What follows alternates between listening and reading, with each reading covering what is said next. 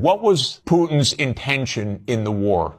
Not the propaganda that's written about this. Oh, that they failed and he was going to take over Ukraine. The idea was to keep NATO, and what is NATO? It's the United States, off of Russia's border. No more, no less. When the Soviet Union ended in 1991, and an agreement was made that NATO will not move 1 inch eastward. Now, what happened after 1991, the United States decided there would be no end to eastward enlargement of NATO. And the decision was taken formally in 1994, when President Clinton signed off on NATO enlargement to the east, all the way to Ukraine and into Georgia. So the NATO enlargement, as you know, started in 1999 with Hungary, Poland, and the Czech Republic. And Russia was extremely unhappy about it, but these were countries still far from the border. So the next round of NATO enlargement came in 2004. With the 3 Baltic states, Romania, Bulgaria, Slovenia, and Slovakia. At this point, Russia was pretty damn upset. So as everybody recalls, in 2007, President Putin said, stop, enough. And of course, what that meant was in 2008, the United States jammed down Europe's throat enlargement of NATO to Ukraine and to Georgia. This is right up against Russia.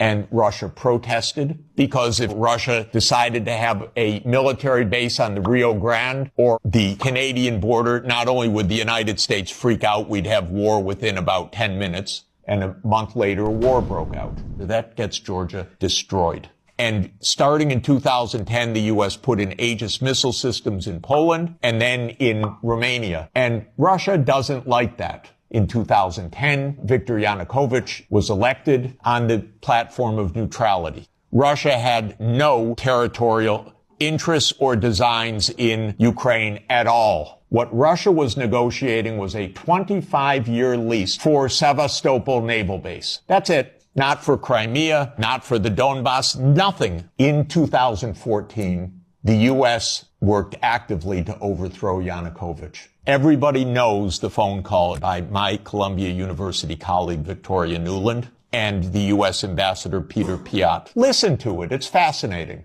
I don't think Cleach should go into the government. I don't think it's necessary. I don't think it's a good idea. I think Yats is the guy who's got the economic experience, the governing experience, and, fuck the EU. No, exactly. And I think we've got to do something to make... You don't get better evidence. Then came Minsk, and especially Minsk II. It said there should be autonomy for the Russian-speaking regions in the east of Ukraine. It was supported unanimously by the UN Security Council. The United States and Ukraine decided it was not to be enforced. There were many thousands of deaths in the shelling by Ukraine in the Donbass. And one of the issues on the table in December 2021, January 2022, was, does the United States claim the right to put missile systems in Ukraine? And Blinken told Lavrov in January 2022, the United States reserves the right to put missile systems wherever it wants. So the war started. What was Putin's intention in the war? It was to force Zelensky to negotiate neutrality. And that happened within 7 days of the start of the invasion. Ukraine walked away unilaterally from a near agreement. Why?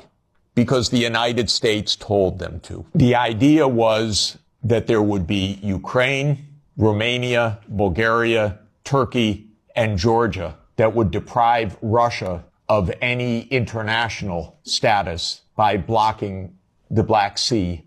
And the American senators, who are as nasty and cynical and corrupt as imaginable, say this is wonderful expenditure of our money because no Americans are dying. It's the pure proxy war. And since the U.S. talked the negotiators away from the table, about 1 million Ukrainians have died or been severely wounded.